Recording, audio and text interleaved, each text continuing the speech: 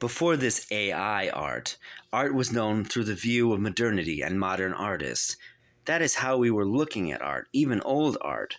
Art is more of a perspective developed in a certain time period in which we view certain human made things. Art's defining characteristics were that it was something made by a person and had distance. Distance by any definition.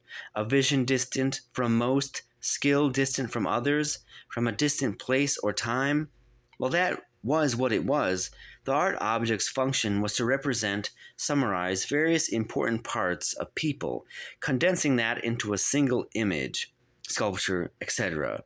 As an object, it also needed to stand outside to some degree from the real world, to essentially juxtapose it, to be rare and distant from it.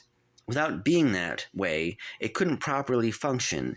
Yet even before AI art, especially 2D images began to so massively proliferate, the distance normally separated from art and the lack of quantity was ending and had ended.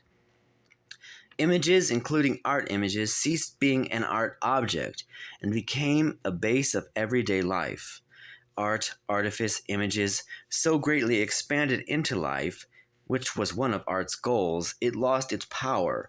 Art without power is dead. Art died because art won. At least the power of images as art died, because images succeeded in filling up maybe even half or more of people's lives. Images as life, not art. This expanse of images already turned artists away from 2D heavily, beginning in the 1970s. They knew.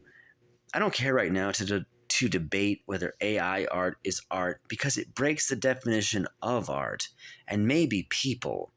But AI art, just as other technologies, more so post World War II technologies, advanced cameras, especially digital cameras, were exacerbating artists' problems to the point where, with AI, that might be the final nail in the coffin for 2D art as art created by artists. And maybe since there was basically no work for people who can draw and paint, no place already for the 2D artists, even before AI, this will be a good way for 2D artists to move out of that goal of forcing out. Maybe AI tech will be good for all people in that maybe we spend too much time in media and abstraction, and this tech will annoy us away from that or make it seem pointless to be involved with it. It could be liberating. But what is an artist to do? An artist is a personality type, but this personality type actually hasn't always been an artist. An artist is a visual thinker. They are that more than an artist, and they are that first and foremost. Visual thinkers have had different roles and have been viewed and formed differently throughout time and different cultures. In our culture, most visual thinkers have been pushed into the role of artist, which usually doesn't have a place. Thus, they are essentially outcasted. These people can do many other things, but in that they are usually not good at more advanced math, visual thinkers have their own way of doing math also, but education blocks it. Those standards keep them from developing into those roles. Society needs to rediscover what these people really are.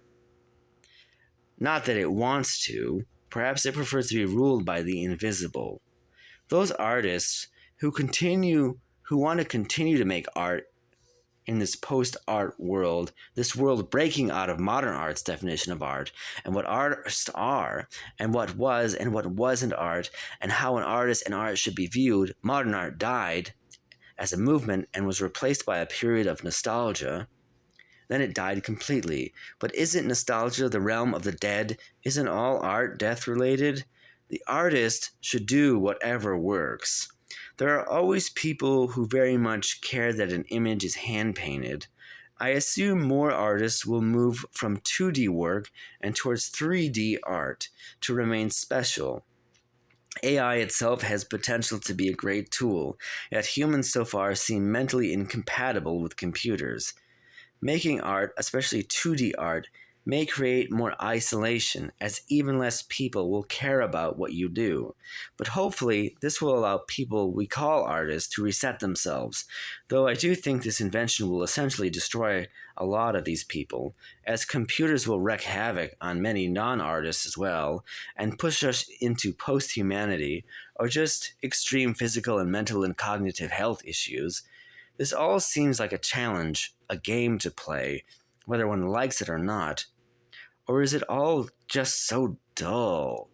Or perhaps we could say humans have dominated nature, each other, themselves, and we need something new to dominate, so we are making AI to dominate it. The purpose of creating AI is to kill it.